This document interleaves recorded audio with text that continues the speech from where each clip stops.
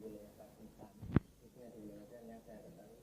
Jadi baru mengambil yang kelihatan di lereng-lereng gunung, di lahan pertaniannya sambil bercocok tani ada bahan dikumpulkan, akhirnya dapat itu bisa digosok, dikumpulkan, akhirnya dibawa ke sini. Ternyata saya gosok, saya pasarkan, cukup menarik. Jadi tidak terlalu sulit ya, tidak di sekitar sini ada ya, tentu tidak merusak lingkungan ya ngambil. Pasti. Oke, terus gimana ketika mencari tahu kalau ini batu mulia permata yang punya nilai tinggi itu gimana? Pertama kita lihat berat jenis batu itu, terus kepadatan. Jadi kalau melihat kepadatan batu itu sebetulnya gampang sekali, disiram dengan air. Kalau batu itu tidak meresap berarti kepadatannya tinggi. Dan kedua kalinya pakai baterai. Nah nanti di baterai itu bisa tembus enggak. Kalau mempunyai sinar tembus yang bagus, nah itu pasti mempunyai briliansi batu yang cukup indah. Apa persoalannya dihadapi oleh Pak Parji? Apa tantangannya mungkin kita bisa ikut memikirkan nanti ya? Tantangannya yang pertama kali yang paling sulit ya tadi masalah harga. Kadang-kadang harga di sini dengan di tempat lain jauh berbeda dan kualitas barangnya kira-kira kurang lebihnya sama. Nah itu tantangan kami. Tapi kalau Bapak tadi mengatakan bahwa susah sekali atau sulit sekali menentukan harga, apakah ada sebuah misalnya perkumpulan dari para pengrajin batu akik sehingga mungkin bisa bareng-bareng gitu di situ, bertekad bersama-sama? Ada nggak Bapak sekarang? Ada Bu, ini sudah saya rintis kemarin, sudah jadi 2 kali pertemuan. Jangan sampai kita harga itu jenjangnya jauh gitu, bagian dengan kualitas yang sama tapi harganya selisih jauh, nanti kita bisa mati sendiri. Betul, itu betul. Baik dari saya Pak Peter. Saya ada pertanyaan nih Pak. Ya. Saat ini kan lagi tren batu akik gitu, harganya itu selangit, itu yang bisa bikin harganya melambung tinggi itu apa sih sebenarnya Pak?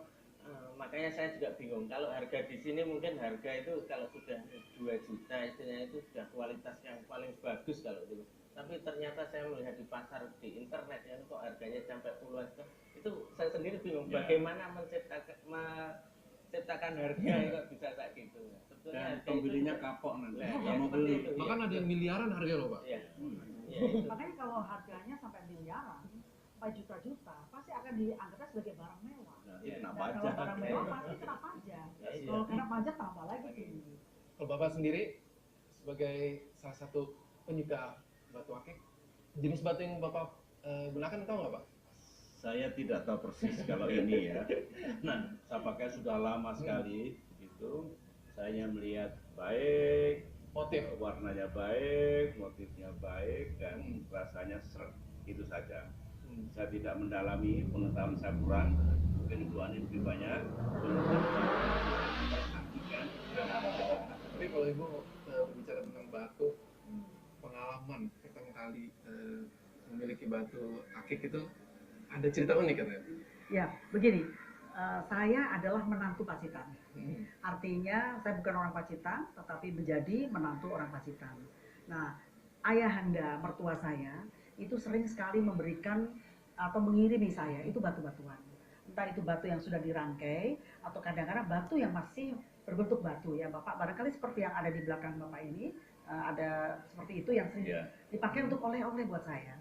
Dan karena saya sering bertanya kepada Bapak, akhirnya Bapak mertua saya tahu bahwa saya punya minat ke arah batu.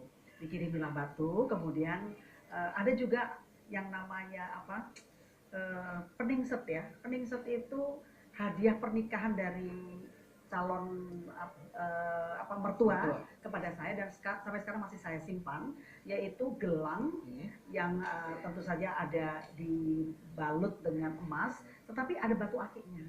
Ya itu yang batu akiknya itu bermacam-macam Bapak. Saya melihat tadi di sini ada yang warnanya merah, ada yang kuning, kemudian ada yang seperti batik, ada yang putih begitu ya. Itu sampai sekarang masih saya simpan. Dan tadi Pak Parji, sepanjang perjalanan Ibu ini terima banyak sekali pesan dari teman-teman melalui SMS. Intinya minta ada oleh-oleh. Nah kita mau cari yang bagus-bagus kan hasilnya. Mudah-mudahan bisa ketemu yang bagus. Itu syarat yang bagus-bagus tadi.